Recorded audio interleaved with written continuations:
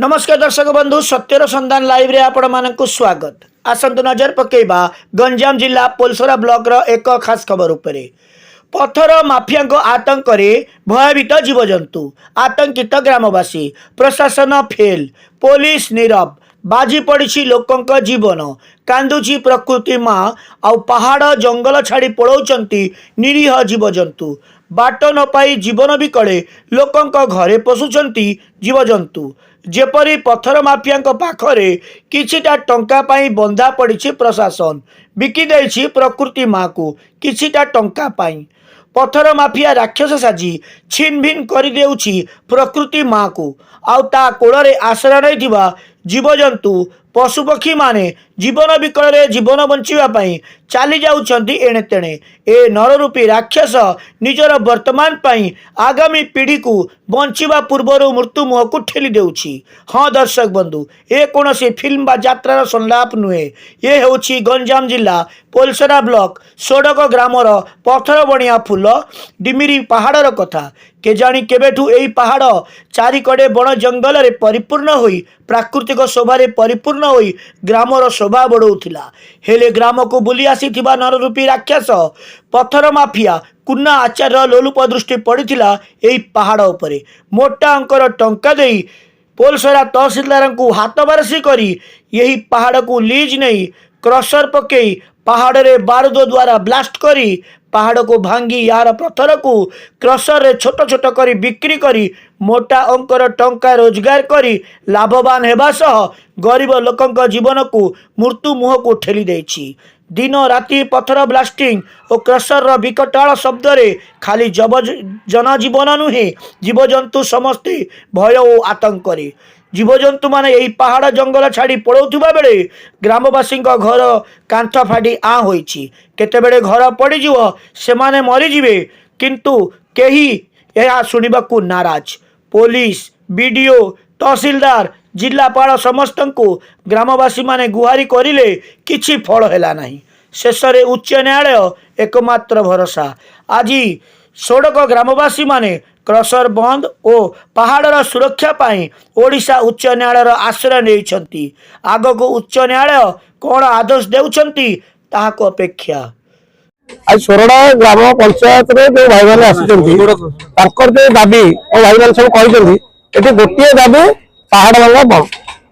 प्रकृतिर सुरक्षा को प्रकृतिर सुरक्षा मनुष्य पाखे जो आसुरिक प्रकृति अच्छी यार सुरक्षा ना परिवेश सुरक्षा तार मिनिंग सरकार बुझी पार तेणु प्रकृतिर सुरक्षा हेले जीवन रक्षा तेणु जब जीवन रक्षा करा चाहिए कौ प्रकृतिर सुरक्षा देवे तेणु भाई जो कथा कहले वन जंगल या प्रति गुरुत्व देवा दरकार कौन सी सरकार नुहे ये सरकार कथा छाड़ू तेणु पर्यायक्रमे जो सरकार आसी दीर्घ वर्ष धरी आम खाली गोटे शब्द शुणु प्रकृतिर सुरक्षा आउ केते वर्ष पिला जब पचारे प्रकृतिर सुरक्षा कहले पिला बुझिपारे खाली फटो देखिक कहे आम पिला गोटे प्रश्न आसूला जे सिंह रहे कौटी बणरे जंगल पहाड़ ए तीनों भूल हम आंसर आसो गुंफारे कौ गुंफारे सिंह रही पहाड़ फाटव तेणु बंधुवान आज जो बंधुवान आम आसी निर्यातित होती सरकार को गुहारी करेंगे पुलिस वाला बांधि नब हाइकोर्ट को आसवे आम मैंने चेष्टा करूँ आपण मैंने सक्रिय हो तेणु यार गोटे तुरंत पदक्षेप आम नौ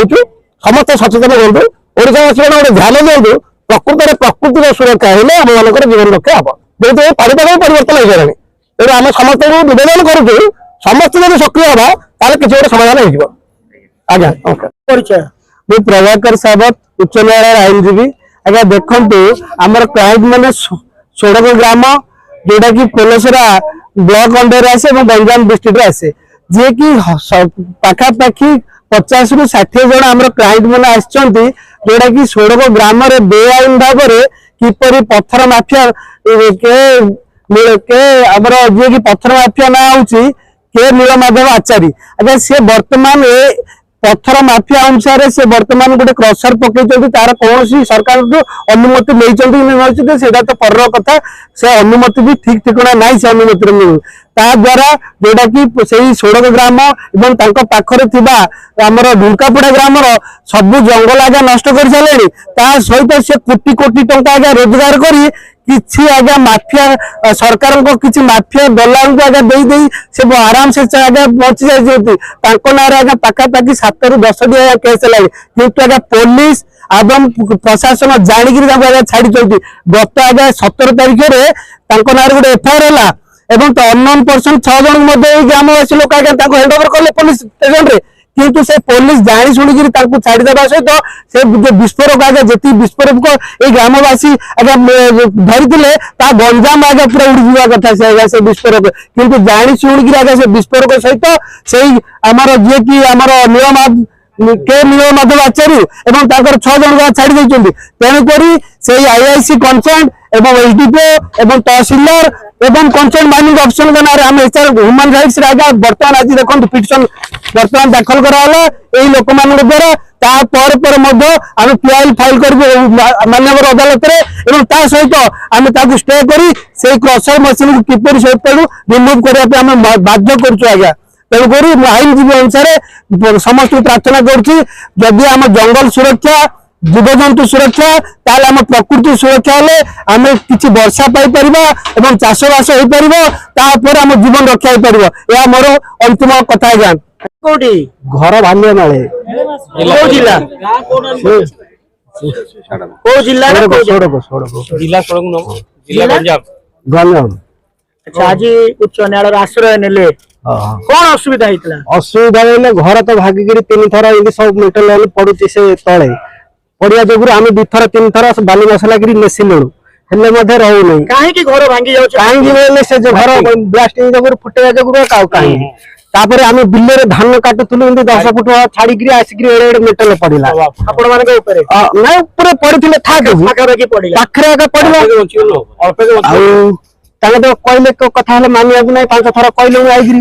ଆଉ କେଉଁ କରୁ ସେଠୁ ତମେ ଯାହା ବିଚାର କଲ। ତାପରେ ମୁଁ ଏଠି 5 ବର୍ଷ କି 10 ବର୍ଷ ହେଲା ଛୋଟାକେ ପାଇକିରି ପଡିଛି ଯେ ଭର୍ତ୍ତା ତ ହେଇପାରିଲାନି। ଘର ଇନ୍ଦ୍ରାବାସ ଗାଈ ଗୁହାଳ କହିଲେ କରିଲୁ। ତାପରେ ମୁଁ ଏଟା ଶୁଣ ଶୁଣ ଶୁଣ ଟିକେ ହେଲେ ନାଇଁ ନାଇଁ ସବୁ କହିଲୁ ଆଉ ଏବେ ଏ ଘର ଯଦି ଆମେ କାନ୍ଦି କୁଥେଇକିରି ଜନ୍ମ କାଳୁ ସେ ଅର୍ଜିକିରି ଯାହା କରିଛୁ ନା କି ଆମେ ଦେଇକି ଦେଇଛି କି ହେଲେ ଏବେ ଘରଟି ଯଦି ପଡିଯିବ ବେଲେ ଆଜି ଘରେ ଥିବୁ ଯଦି ପଡିଯିବ ନହେଲେ ଆମକୁ କୋଉଟେ ଘର ଦେଇକିରି ଘୁଚେଇ ଦେ ତୁ ଯଦି କରିବ ବୋଲେ ଗୋଟେ ଲୋକ ଯଦି ଚାହିଁବ ବୋଲେ ଆମେ ଟିକେ କୋଉଟେ ଘୁଚେଇ ଦେ ତ ଆମେ ଯାହା କରୁଛୁ ଯଦି କରତୁ। କେବେଠୁ ଏଇ ସମସ୍ୟା ହଉଛି? ହେଲାଣି 10 ବର୍ଷ କି 5 ବର୍ଷ ହେଲା ତ କରୁଛନ୍ତି ସବୁବେଳେ ଆଉ କେତେବେଳେ ବୋଲି କିଏ କହିବ। ବ୍ଲାଷ୍ଟିଂ ଦିନରେ ହୁଏ ନା ରାତିରେ ହୁଏ? ଦିନରେ ହଉଛି ରାତିରେ ହଉଛି ଦୁଇଟା। ଆପଣ ପ୍ରଶାସନକୁ ଜଣାଇଛନ୍ତି? ଜଣାଉନା ଆଉ କଣ ସବୁବେଳେ କହିଲେ ହେଇଛି ମାନିଲେ ତ ହଉଛି ହେଲେ ଆମେ କୋଉଠି କହିପାରିବାକୁ ଅଛି ନା ଯାଇପାରିବାକୁ ଅଛି ନା ଆମ କଥା ମାନିବାକୁ ଅଛି। ତମେ କଟକ ଉଚ୍ଚ ନ୍ୟାୟାଳୟ ପରିସରରୁ ମିର୍ଜା ରିଜୱାନ ବେଗ, ସତ୍ୟର ସନ୍ଧାନ ଲାଇଭ।